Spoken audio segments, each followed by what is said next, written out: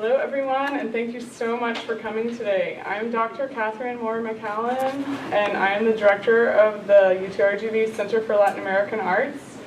And I appreciate all of you coming to our Edinburgh location today for the second lecture by Dr. Catalina Santamaria, Delgado. It's a huge honor to have her here visiting from the Universidad de Antioquia in Medellín, Colombia. And I wanted to just reflect on the fact that it is a huge honor to collaborate interdisciplinarily with our faculty and students in the College of Fine Arts here at the Center for Latin American Arts. And I want to thank Dr. Andres Amado, Professor of Ethnomusicology in the School of Art, Dr. Kurt Martinez, the Director of the School of Art, and Dean Block, the Dean of the College of Fine Arts, for their support in inviting Dr. Santamaria to visit UTRGV from Medellín. And shortly after this, Catalina will be traveling to Indiana University in Bloomington, Indiana, to give a lecture at the Latin American Music Center at the Jacobs School of Art at Indiana University. So our invitation to bring Catalina here is helping us create great relationships with other centers for Latin American music and the arts throughout the U.S. And one of the key goals of the Center for Latin American Arts is to bring scholars and artists together to focus on interdisciplinary research and collaborations with our talented faculty and students at UTRGV, and also across the U.S. and internationally in Latin America and beyond. And it's a great joy today to think more about how we can use scholarship to create new music, how we can study music, and remember, as Catalina said, that music is very alive. And I'm very excited to see her and hear her ideas today. Dr. Catalina Santamaria Delgado got her PhD at the University of Pittsburgh in 2006. And she is the Associate Professor in Musicology and Ethnomusicology at the Universidad de Antioquia in Medellín, Colombia. And her research deals with popular music, Danza, Tradicional, and identity in Latin America. And she's pursued historical research on the production and circulation of genres such as tango, bolero, and vallenato through the record industry and the media in Colombia. She is the co-author of the prize-winning book, Travesías por la Tierra del Olvido, a transdisciplinary study on Colombian vallenato pop star Carlos Vives, which is forthcoming in Lexington Books' series on music, culture, and identity in Latin America as Journeys Across the Land of Oblivion. And Catalina is also a member of the Músicas Regionales, Colombia's oldest academic research team focused on ethnomusicological studies. Her interest in decolonial theory and the proximity of key thinkers of the modernity coloniality group has informed her involvement with the curricular design of postgraduate programs in music in Bogota and Medellín. And currently, Dr. Santamaria Delgado is academic coordinator of the Universidad de Antioquia's master's degree program in the music of Latin America and the Caribbean, aimed at including the multiplicity of music and dance practices and ways of conducting music research in Latin America into the academic framework. And today the title of her talk will be Musicology and Ethnomusicology in Colombia, Activities and Research Opportunities at the Fondo de Investigación y Documentación de Músicas Regionales, Universidad de Antioquia. Please join me in welcoming Dr. Catalina Santamaria Delgado.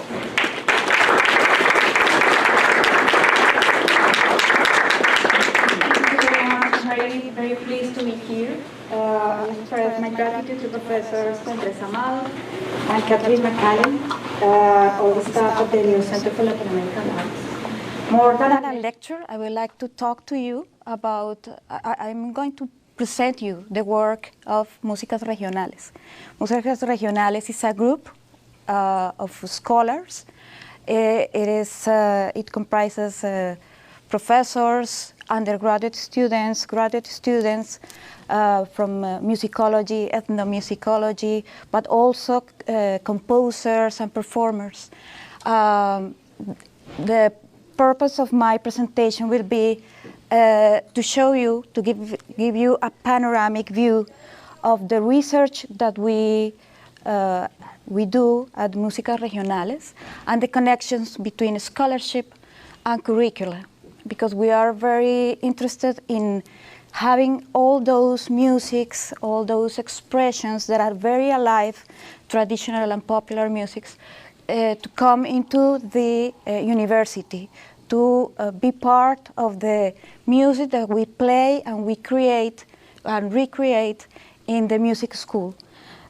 So the structure of my talk today is I'm going to give you some introduction about Colombia, so you can have an idea of where are the places where I'm going to talk. Then I'm going to give you some glimpse about the history of the group, how it became a group, and why do you need a group of people doing research in music. That's a very important part. To explain a little about the philosophy of the group. And then I'm going to go into the structure of the group today. I'm going to show you some of the projects, the research projects undertaken in the group. We are going to listen to some music. I'm going to show you some of the examples of the field recordings, but also for new music. Because as you will see, there is a great connection between the research and what's happening in undergraduate and graduate programs, especially in the new master program, the Master of Music in Latin America and the Caribbean. And after that, I will like to invite you to think how to find new ways to connect, to exchange our experiences with students and scholars in the United States, but because we think that maybe we can find new ways to connect each other and to try to do collaborative work. So I will say something about Colombia. Colombia is a country full of paradoxes because we live in a territory of incredible natural beauty and that houses an amazing cultural diversity. But we are also profoundly marked by war, by the memories of conflict, armed conflict. And Colombian society is still struggling to learn how to live in peace. And that needs that we reflect about our past, our present, and our future. And we at Músicas Regionales, we believe that studying local musical practices and exploring how people create and enjoy those musical expressions is an important way to deal with memory. So before I go into the topic of this talk, that is musicology and ethnomusicology and music creation, I would like to give you a short context so you have a clear idea of what is Colombia and what it looks like. So let me go here. Maybe, no, this works, but I like to go. Here, it's okay. Colombia is located at the northwestern corner of the subcontinent, where South and Central America get connected. It is the only country with two coasts, one on the Pacific coast and the other on the north on the Caribbean Sea. Colombia's territory is also crisscrossed by 3 mountain ranges that run parallel from south to north. They are the last part of the Andes. Because we are in the middle of the planet, we are on the equator, we don't have seasons. So we don't have a winter, summer, spring, nothing like that. But the mountains make all the difference. Because if you are on the sea level, you are on the beaches, this very hot weather. There you have also the tropical rainforest. But then if you climb the mountain, you go to 49 feet above the sea level. That's the altitude of Medellín. That's very warm all year round. The city is called the city of eternal spring. It's all the year the same weather. That's nice. If you climb up the mountain, you keep climbing, you can get to the 98 feet above sea level. That's chilling. That's really like this weather outside. And if you go climbing in the mountain, you can go to the snow. So all year round, you can go, if you want, you can go to the winter if you climb the mountain. And if you go down the mountain, you go to the summer. So that's our climate, and that explains why Colombia has so many different weathers, climates, and diversity. Colombia is considered the second most biodiverse country in the world for that.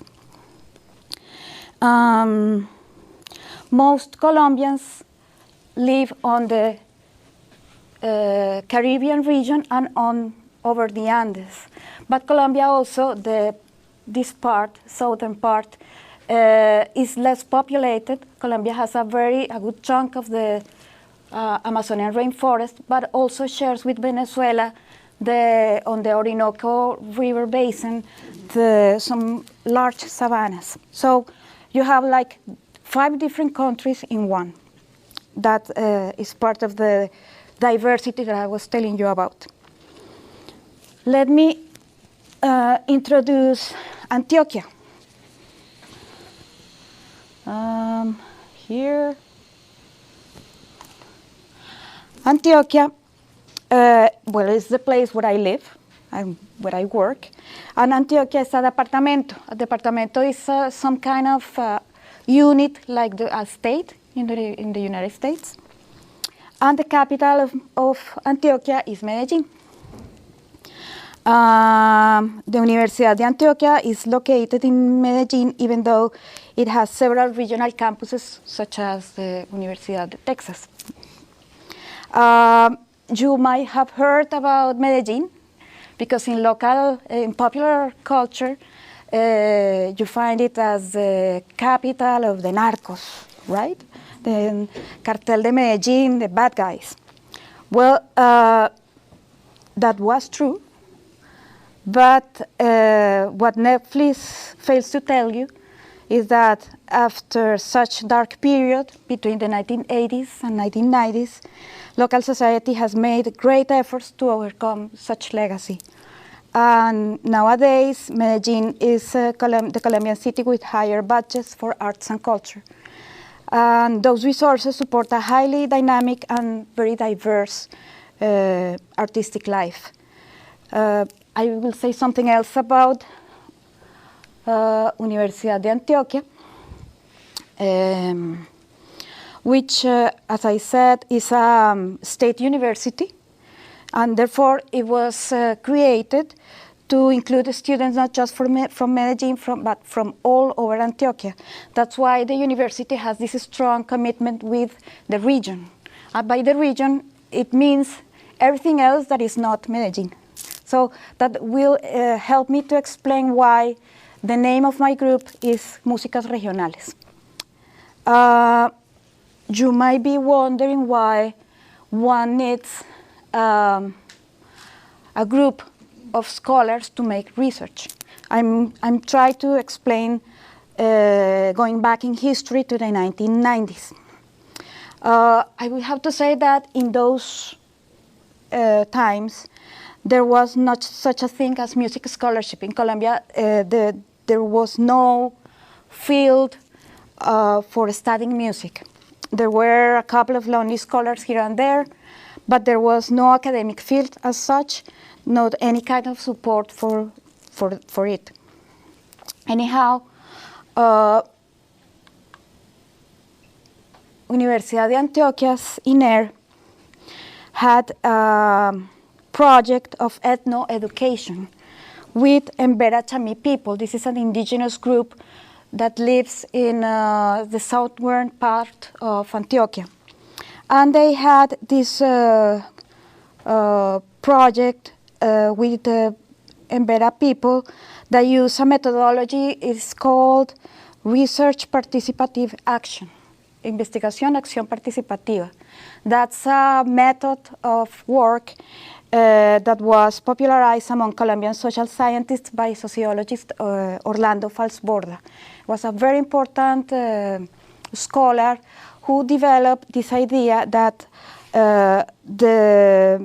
when you do scholarship, the scholar not just go into the field and takes data, but any scholar going to the field has to try to solve the problems of the community and has to try to do it with the community itself. So the community is not the object of study, but the subject of doing the research. So the community becomes part of the research. And so it's not something that can do with just one person, but it has to be in a group. And Dainers, the group of Dainers have this, they have to figure out what Embera Chami people needed and do whatever they have to do to help them to solve their problems. Maria Eugenia Londoño, she was part of that group of scholars, and she's a specialist in music education and holds a degree in ethnomusicology. And she was working with this group in Cristiania, and she realized that music was a very important vehicle for educating young people among Embera. Even though they recognized themselves as an indigenous group different from campesinos living around, and they share a lot of music with them. They play the same kind of instruments, but at the same time, they have a music in some songs in their own language, but they have been forgotten. I mean, the group of Embera have forgotten the music because of the neighbors' culture that make them feel that speaking or singing in Embera was something to be ashamed of. So people have forgotten that, but the old ladies in the community remember some of the songs. So the work of Maria Eugenia and other participants from the community was to collect those songs that were children's songs, lullabies, songs associated to rites of passage when someone becomes old woman, or well, those kind of rites. So they collected this music and developed educational strategies to reintroduce that music into the Embera's own educational system. I'm going to show you some of the field recordings of this project.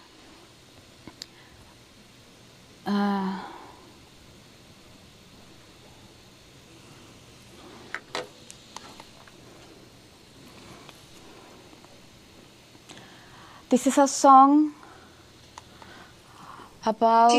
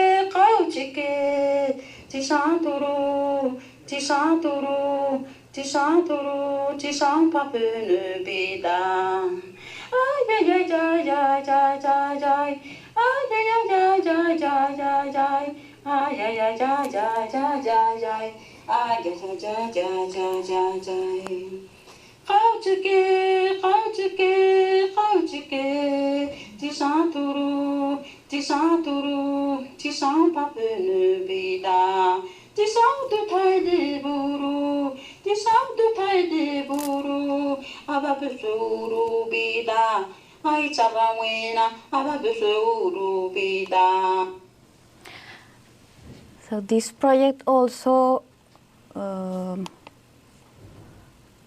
was it? Yes. The project also helped to reconstruct the the language, because they have forgotten a lot of words about the language. This was the beginning of this research group, Músicas Regionales, and the resultant book that Maria Eugenia wrote won in 1993 an important musicology award in Cuba. It was the Casa de las Américas.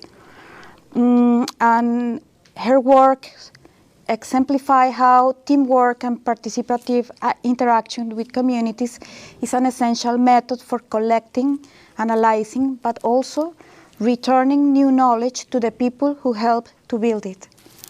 I will show you another of those early works, the work of Professor Alejandro Tobón. And I will mention this project, which is also a multidisciplinary project at the ELIBR, which also included musicians, and it's a very significant one because it grew out from the worst war crime committed during the 60 years long Colombian conflict.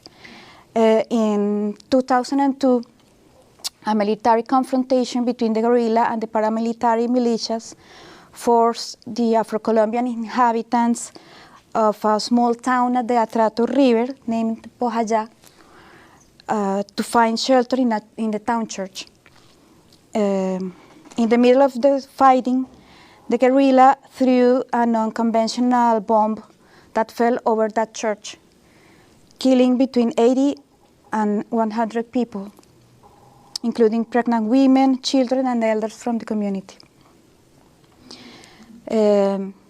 When scholars from the Universidad de Antioquia arrived, they were trying to help the community to overcome such trauma. And they found that one of the people's main worries was that after the killing, they were unable to perform their traditional funeral rites. Those Afro-Colombian communities believe that dead people need the songs to be sung over 9 days and nights in order to be able to travel peacefully between our world and the world of the dead.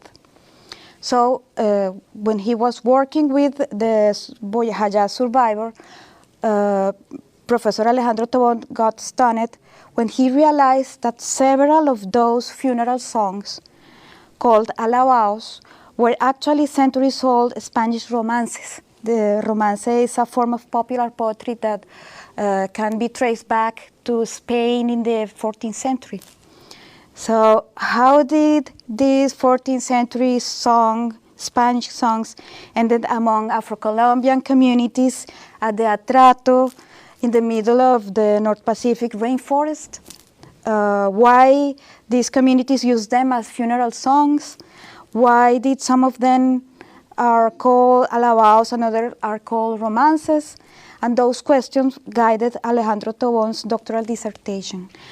I'm going to show you a short video in which Alejandro explains a little about what are the romances, but also he and Professor Claudia Gomez, they propose what to do, or let's put it in this way.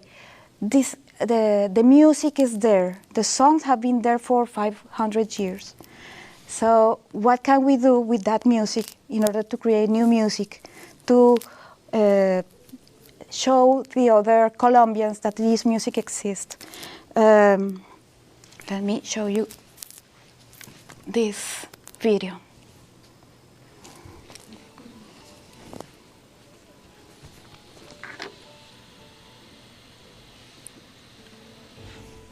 How can I get it?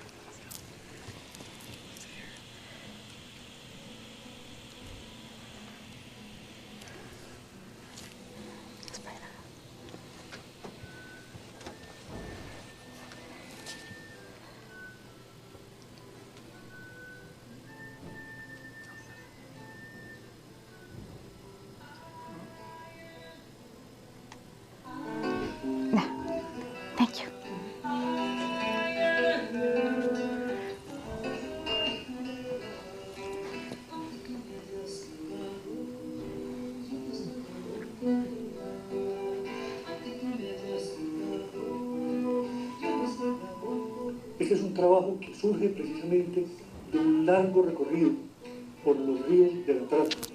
Fundamentalmente queremos, como académicos, proponerle a Colombia una nueva dinámica en pro del desarrollo de las músicas populares y tradicionales del país.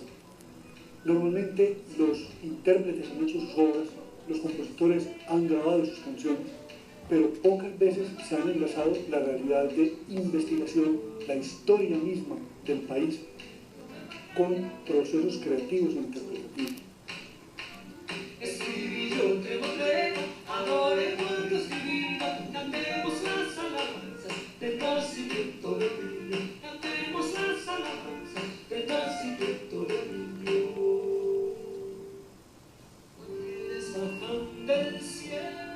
Los romances han estado presentes en las culturas del atrato desde la misma época de la conquista y el descubrimiento de América. Llegaron en las voces de los conquistadores y de los misioneros para enseñarle a los indígenas a hablar español y a creer en Cristo, y luego también se lo entregaron a los esclavos. Esos hombres y mujeres esclavos los retoman y los convierten en la posibilidad cierta de construir rituales muy profundos que enlazan la vida y la muerte. Ay, ¿cuál es el padrino de ese angelito? Ay, quien el altar lo tiene bien politico. Quien el altar lo tiene bien político. Ay, tóquenme la marcha, mis ojos lloran. Ay, ay, ay, señora, que hoy se despide. Ay, ay, ay, señora, que hoy se despide. Los romances nos regalan la posibilidad de entender ese hecho histórico, ese proceso histórico, esa necesidad de construir y compartir sus ancestros y sus actualidades.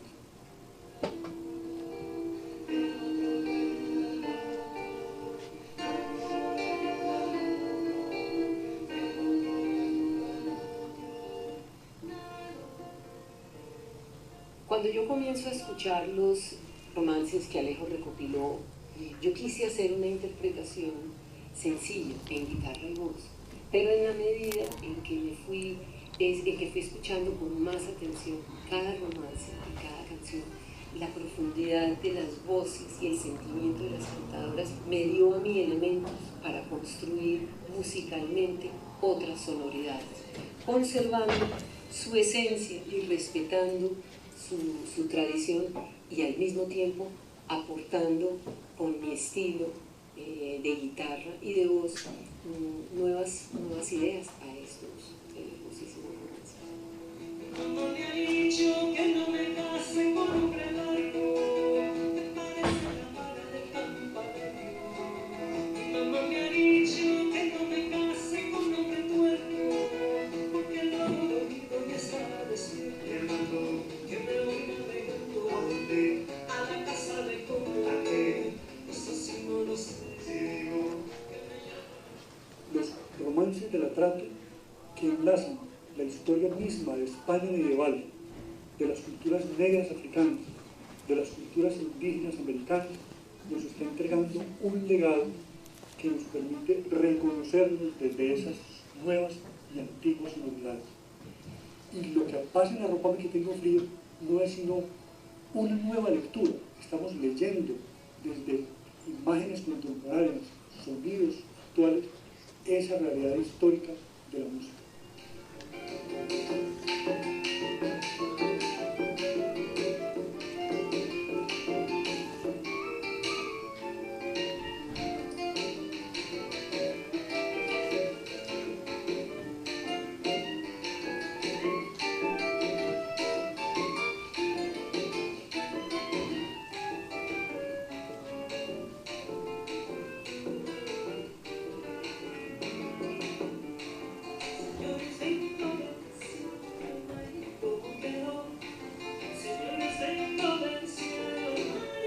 con este trabajo, que reúne 16 canciones, estamos haciendo nosotros una primera imagen de lo que los romances han construido a lo largo de la historia para ser voz que narra, voz que grita, voz que denuncia, voz que en última instancia le dice a Colombia que aquí está, que ellos también hacen parte de Colombia y que necesitan reconocerse y que Colombia lo reconozca. El camino en tu medio es un camino de verdad que atraviesa tres cuchillas, no se encuentra, que atraviesa tres cuchillas, no se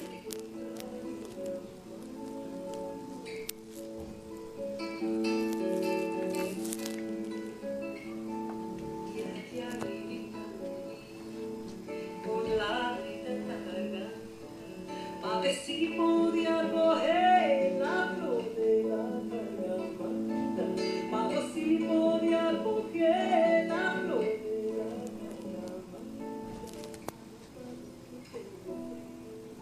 calentame que estoy sudando, échame la mano encima que ya te estoy calentando, échame la mano encima que ya me estoy calentando.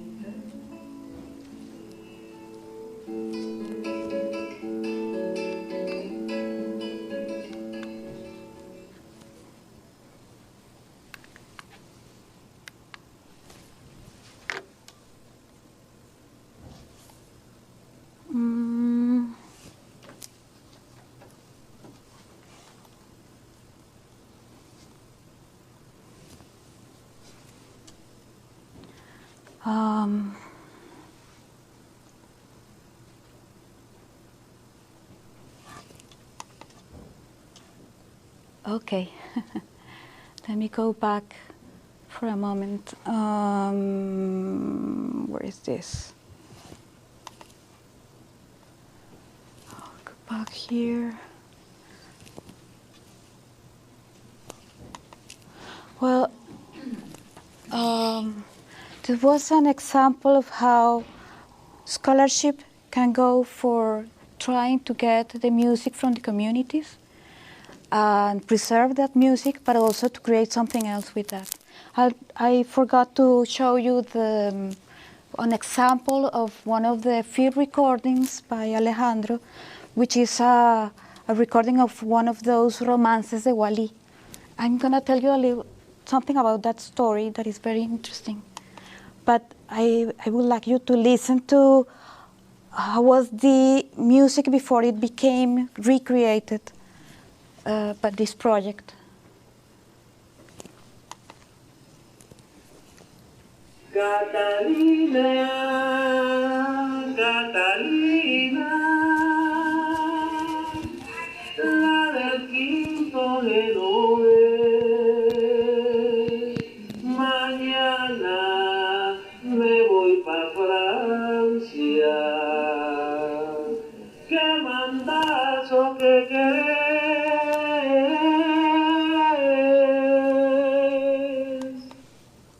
Well,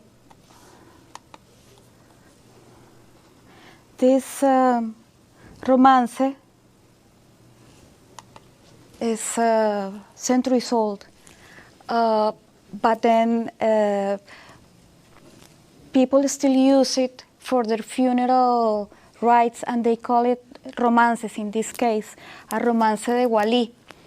When a child dies before he or she is 5 years old, the community believes that this child becomes a little angel, an angelito, because this person has never committed any sin. So he or she goes directly to the heaven. So even though it's a tragedy, because nobody wants a baby to die, they think that this child is a connection between the family and God in heaven. So even though it's a very sad moment, it's also some kind of celebration because this baby is an angel. So these kind of songs, these romances, are sung in the Gualies, which is the name of the ritual, to accompany this baby to go to heaven. So it's very interesting how this music, which if you listen to it, it tells a story about a woman, Catalina, with something that has nothing to do maybe with this ritual as such, but it helps people to say goodbye to that baby.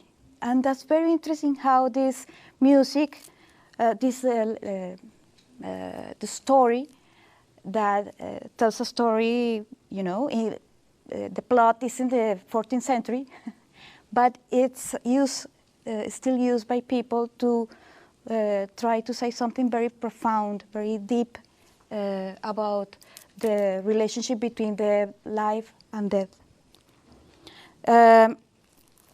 These are some of the earliest works of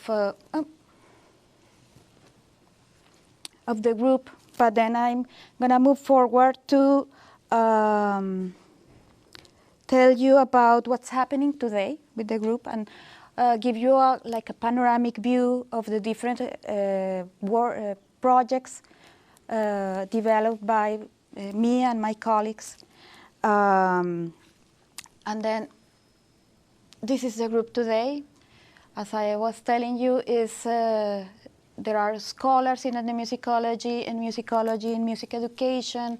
There are composers and performers, and graduate and undergraduate students.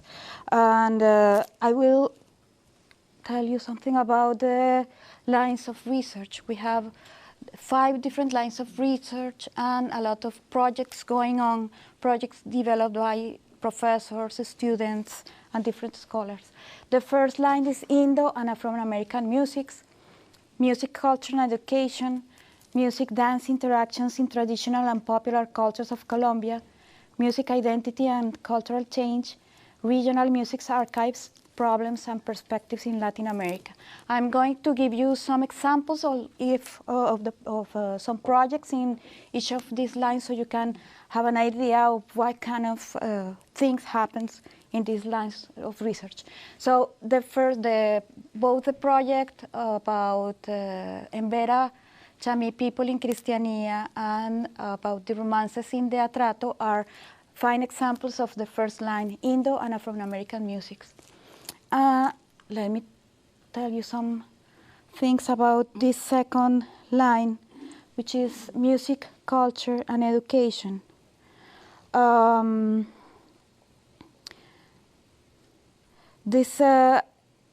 In this line, we have several projects that have been carried out around the practices as well as the teaching and learning of Colombian Andean traditional music. This is a very different kind of music that we heard right now. The music with plucked strings, instruments, and the work of professors Héctor Rendón, Gustavo López, and Fernando Mora are the basis for an annual event, which is the Concierto Encuentro de Cuerdas Tradicionales Colombianas. In fact, you have here this is the announcement of the next Encuentro, which is the next week, actually. You are invited to come. And this Encuentro has some concerts, but also round tables, conferences, papers, and the memory of those conferences are published in books like this one, Cuerdas Vivas, Enclavijadas, and the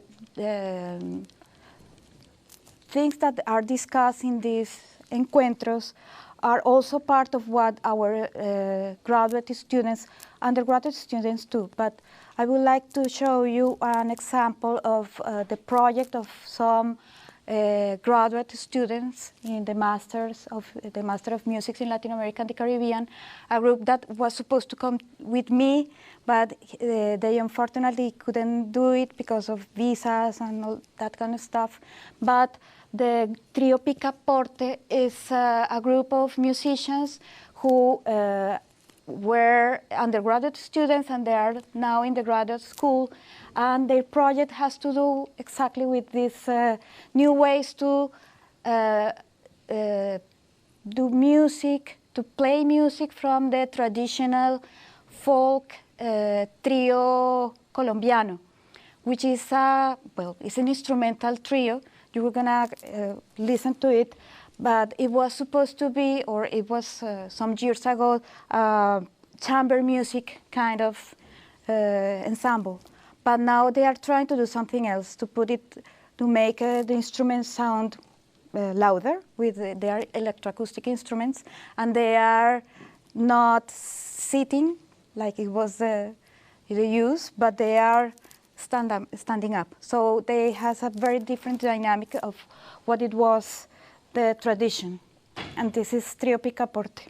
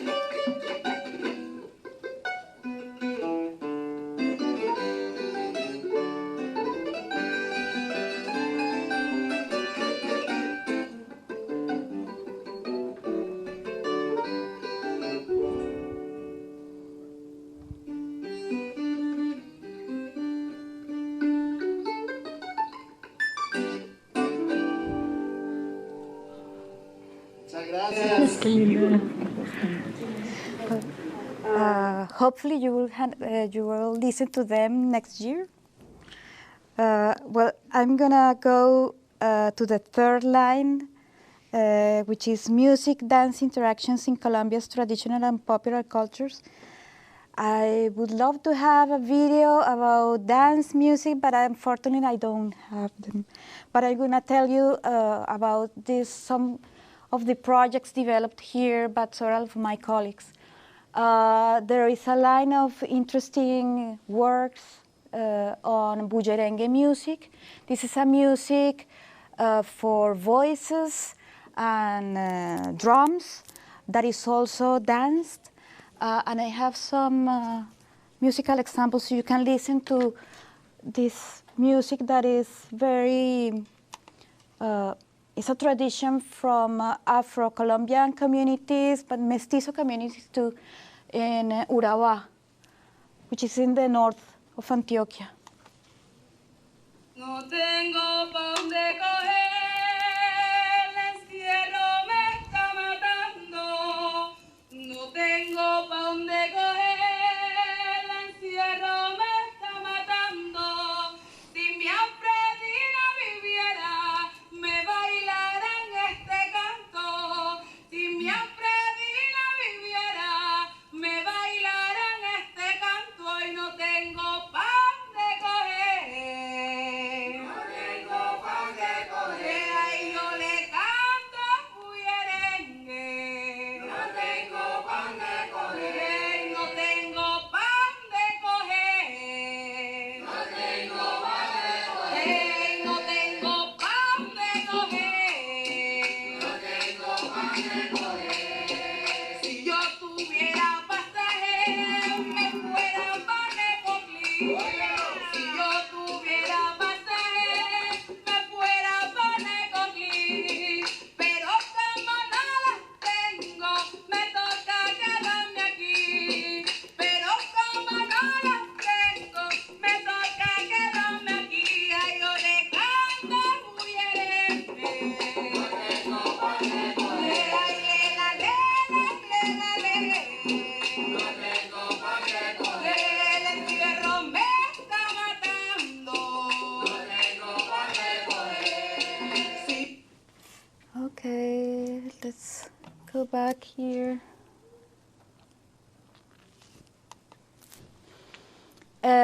So that was a field recording. It was recorded in Urabá. I think it was last year. They have a very interesting festival in, well, I don't remember right now the place, but you can see here how now they have schools for teaching young people how to play the music and how to dance it. There is another project that is a working process by Professor Ana Maria Tamayo, which is a dancer. And she's doing this work that I find it very exciting. It's a joint project between the Universidad de Antioquia and the Royal Holloway from the University of London. And the name is Embodied Performance Practices in Process of Reconciliation, Construction of Memory and Peace in Chocó and Medio Pacífico, Colombia. This is a project that examines the role that embodied performance practices have on post-conflict memories in order to aid the processes of reconciliation and peace building among the majority Afro-Colombian communities affected by the armed conflict in 4 municipalities in Chocó and El Pacífico Medio. Its main objective is to co-create a digital archive with the vulnerable communities most affected by the armed conflict that features a collection of their oral testimonies, memorabilia, video footage, and workshops and discussions, and embodied performance work. It's a very interesting project because most people at these communities, they have their own memories of what happened in war. But sometimes these memories, if you written down in a paper, that doesn't say anything to the people. So how you get those memories and make them to have sense for the people?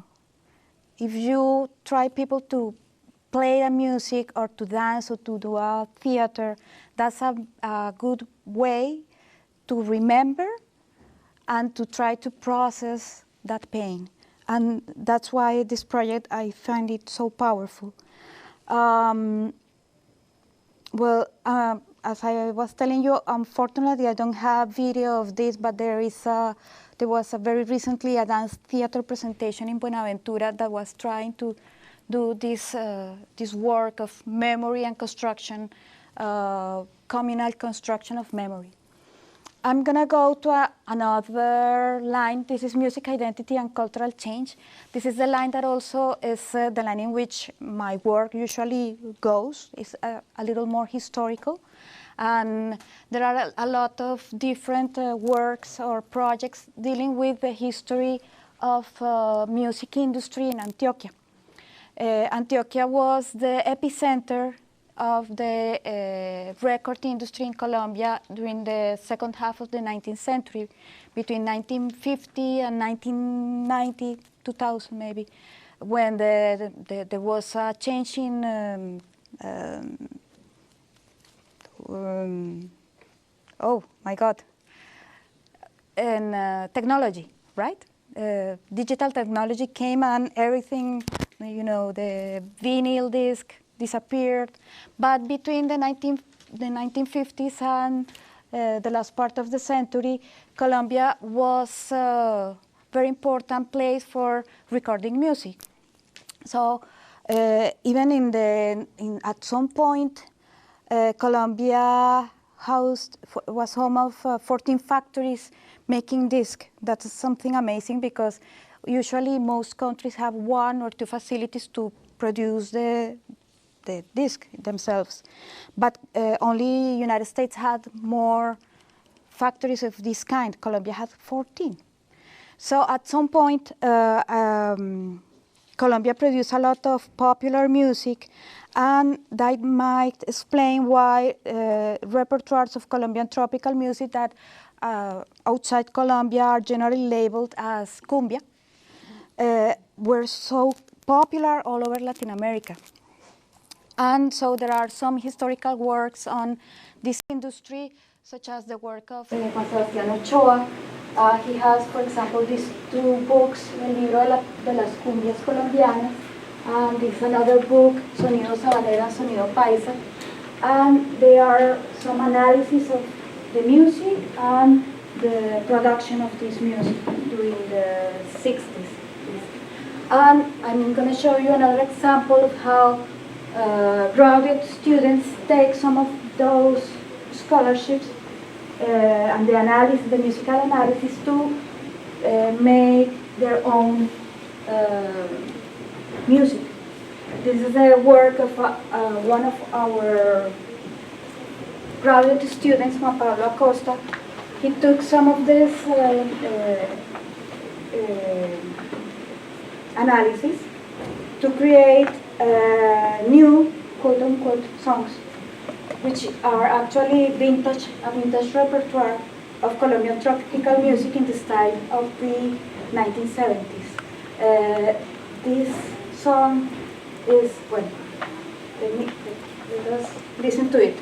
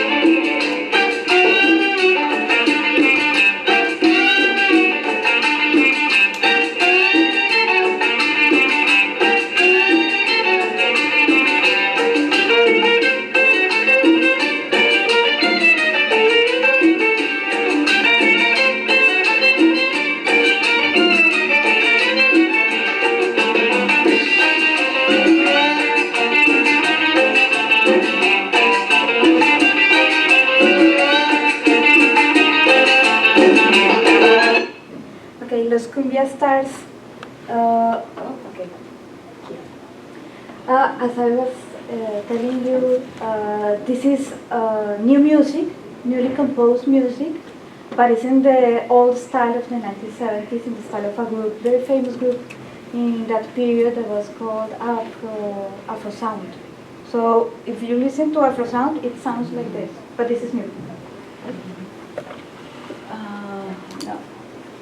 And I'm gonna show you the last line of research, which is Regional Music Archives, Problems and Perspectives in Latin America, which explores one of Músicas Regionales backbones, which is the documentary collection Fondo de Investigación y Documentación. And this is a collection that gathers different types of documents related to the group's research projects, including field recordings, pictures, sheet music, academic journals, books, commercial recordings, and the like, and other archival materials donated by the families of local musicians. And those materials also are used to develop other studies. And it as happens with a joint project between the Universidad de Antioquia and the Fraunhofer Institute for Digital Media Technology in Berlin. This is the ACMUS project that uses traditional Colombian music from the Andes, like the one we listened to with the trio Picaporte, to explore machine learning techniques for computational musicology, digital music archive management, and musical information retrieval. So you see how the archives are not just keep the archives there very nicely organized, but you can do all other projects with these kind of documents. And this is a work with professors Fernando Mora and Gustavo Lopez, they are part of an international team. Well, this is where like some of the projects or some example of the type of projects that we and my colleagues develop in Músicas Regionales, but I would like to mention how this scholarship by the group connects with curricula at undergraduate and graduate music programs at the Universidad de Antioquia. I have already illustrated how the work of some of our graduate students and the Master in Music of Latin America and the Caribbean drew elements from Músicas Regionales projects with the aim to conceive new musical repertoires and new performances. Behind such work in postgraduate school, there are many years of including local music traditions in courses offered at the undergraduate programs. I'm going to show you, we have since the 1990s, Maria Eugenia and Alejandro implemented a course called Etnomúsica. This course for undergraduate students is a course in which students explore traditional and popular expressions from Colombia and other Latin American countries. I would like to show you an example of a final assignment with some students in my class of ethnomusic, in which they were asked to perform a porro. Porro is a traditional, a folk tradition from the Caribbean, Colombian coast, and let me show you what students have to perform for this class.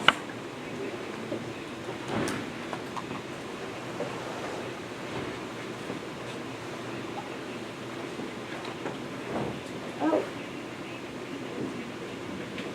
didn't work.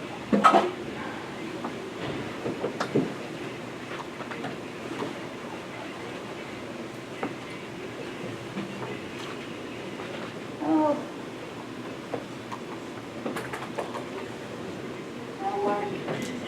Well, it's not a problem.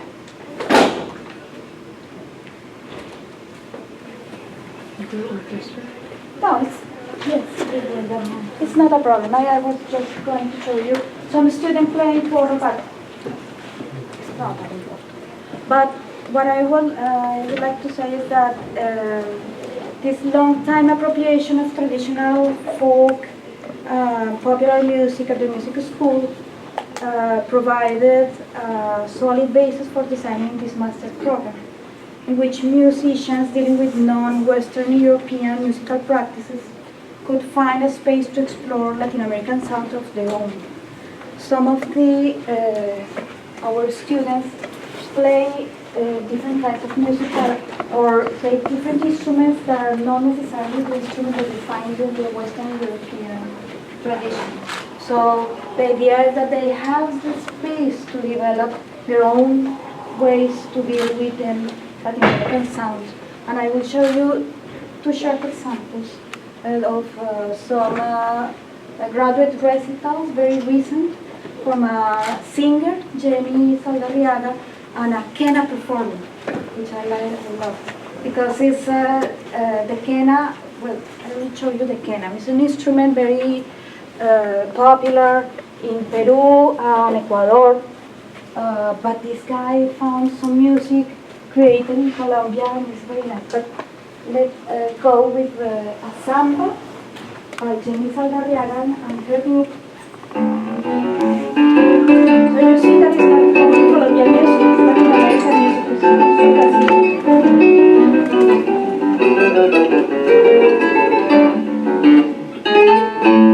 Baiana que entra la roda se pica parada, no canta, no samba, no muere nada, no sabe dejar música de loca.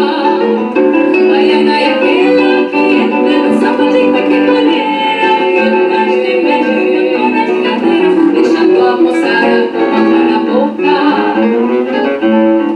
Baiana que entra la roda se pica parada, no canta, no samba, no muere nada.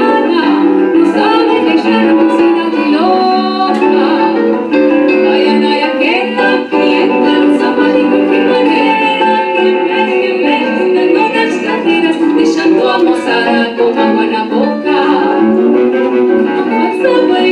A pasa baiana, no le se incomoda, no da pachimima, que grita. Grita boba, sabe a Bahia, senhor. Mas a gente gosta quando a baiana quebra direitinho de cima a baixo. Revira as olhinhos de Sofia, de São Salvador.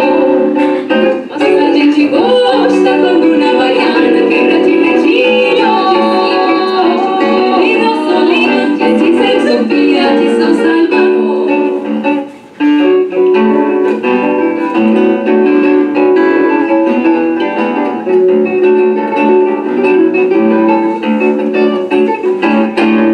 Baiana que entra na roda, só fica parada, não canta, não samba, não pole nem nada, não sabe deixar a mocidade louca.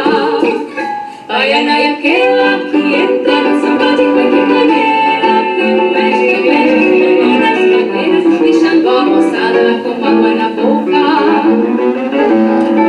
Baiana que entra na roda, só fica parada, não canta, não samba, não pole nem nada, não sabe deixar a mocidade louca. Baiana é aquela que entra no samba de qualquer maneira, que mexe nas cadeiras, deixando a moçada com água na boca. A passa baiana, não lhe se incomoda, não dá pra te mimar, te gritar. Grita bola, sabe a Bahia, senhor. Mas a gente gosta quando na baiana quebra direitinho. Vira os olhinhos de São Sofia, de São Salvador.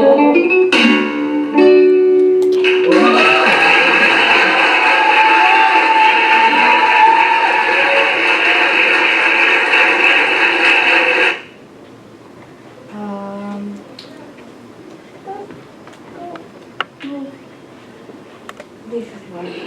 Try to show you a very short part of because this is the whole recital, so you can listen to the kind of music.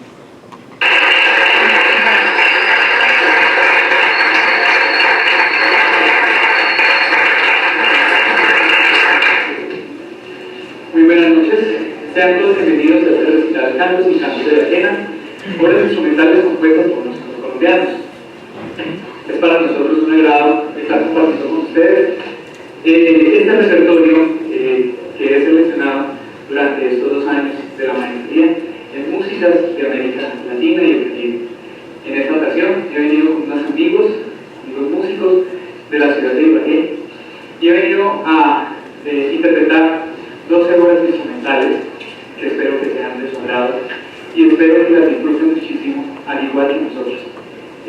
Acabamos de interpretar San Momento de la Alegría, compuesto por Pablo Díaz, y vamos a seguir con una cueca del compositor William o William Enrique Silvoso, titulado Cuequitas. Mientras que pueda sigan.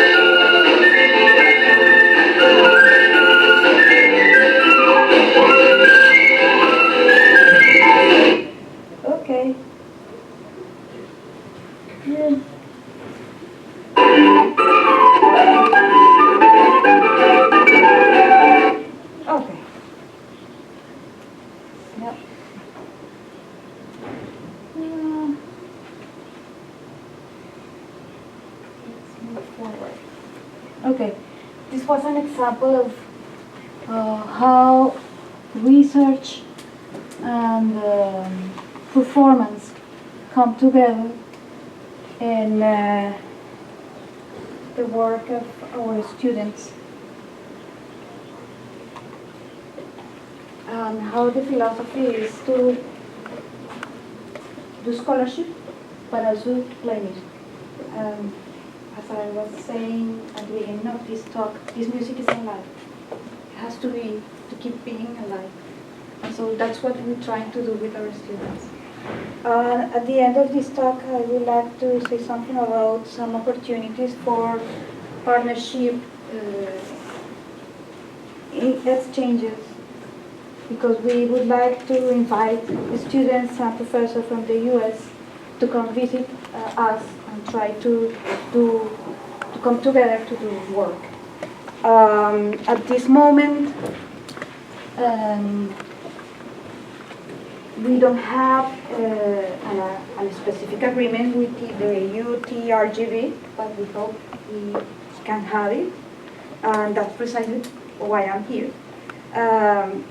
So even at this moment, without an exchange agreement signed, international students, undergraduate students can take a minimum of 5 academic credits in a term, but still we have to pay some fees according to the number of credits, and also a student must have a B1 Spanish competence certificate and a medical insurance. But we hope we can make some kind of partnership agreement or something of this kind, so you can come. At this moment, for graduate students and professors, the Universidad de Antioquia might arrange internships with the research groups, such as Músicas Regionales. We have other groups, but this is like the most prominent at this moment. But in that case, we need some funds. Usually the funds must be obtained a project, a research project, or an international exchange program such as Flute. But I hope that this short introduction to the work of Músicas Regionales will give you some idea of what are the kind of things that we do in Colombia. And we really would like to have you imagine new ways, creative ways to come together and work on Latin American music and the many things that we can do together. So thank you very much.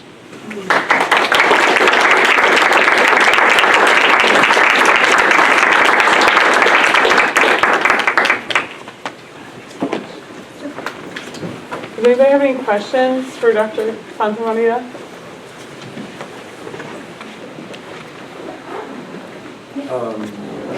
Was a lot of this music composed, or I had a hard time catching this stuff in the beginning, but was this music intended to eliminate racial divides? Is that really what it was for? Or Which one? or just like, or the first pieces? The first indigenous music? Yes. Well, not really. Okay. Because as I was telling you, this group of people, this group, indigenous group,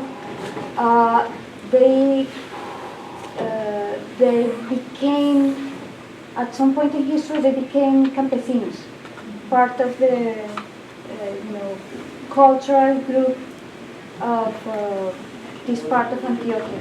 But then at some point they decided, or this is a process of what it is called re-indigenization, re-ethnization. So they wanted to remember and retake their own identity. So in some way it is a form of making the difference, but not in terms of race, but in terms of culture. How they are able to retain their own language and their own music and remember. So it's a project of remembrance. Okay.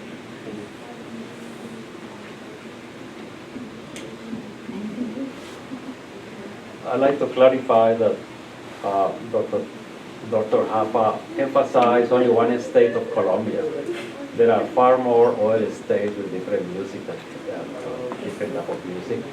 The area of the Amazon, the south of Colombia, the area next to Venezuela, they have a lot of music. Different music, of course.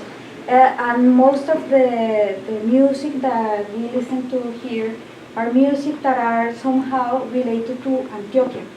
But Antioquia is just a small part of Colombia. If you go to the Amazonas, something else. If you go to the Llanos Orientales, different kind of music. So that's why I was telling you that Colombia is like 5 different countries together.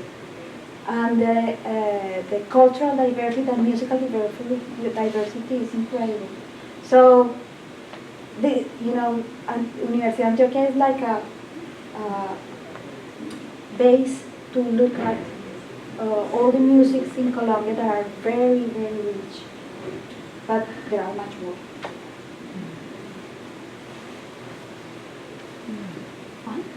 With your curriculum combining the historical and theoretical context, but also performance, that seems really transformational. Do you want to tell more about that?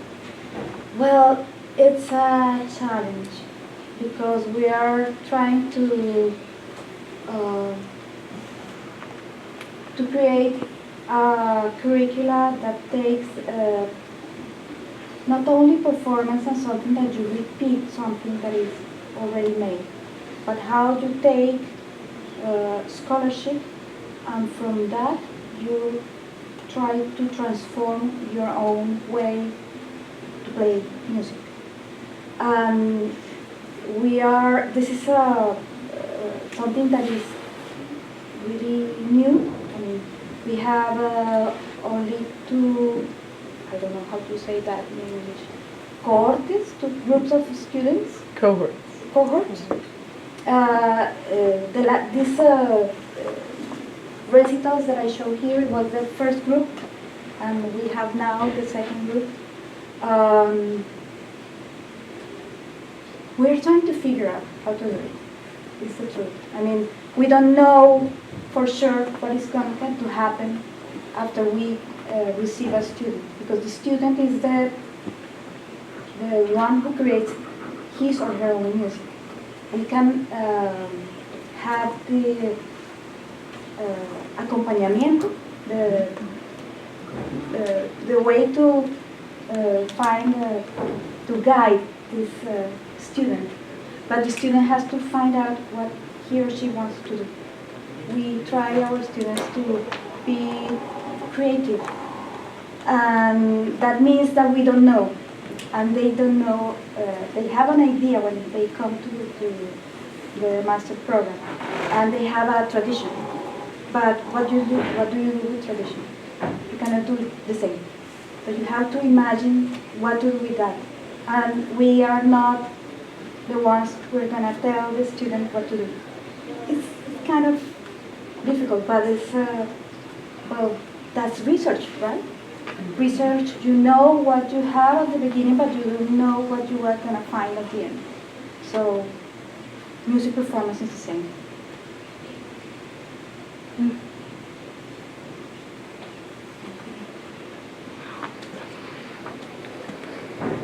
What is the distinctive trait of quena? Because Atahualpa Yupanqui, the Argentine, uses it for some Yeah, of it's the his same kind of folklore. instrument. It's a vertical flute. It has I don't remember how to say that. But it's a vertical flute with una muesca. I don't know how to say that. But it's a tube with una muesca. And then this is the wind comes through this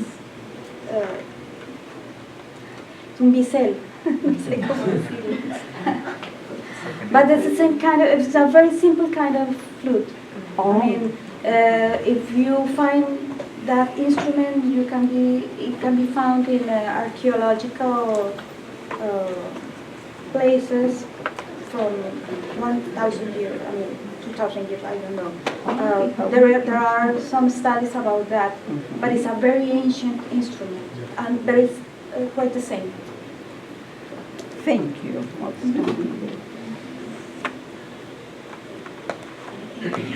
Just a comment. I can help you with the international agreement. I'm the International Faculty Fellow for Colombia. Yes. So we can talk. Great.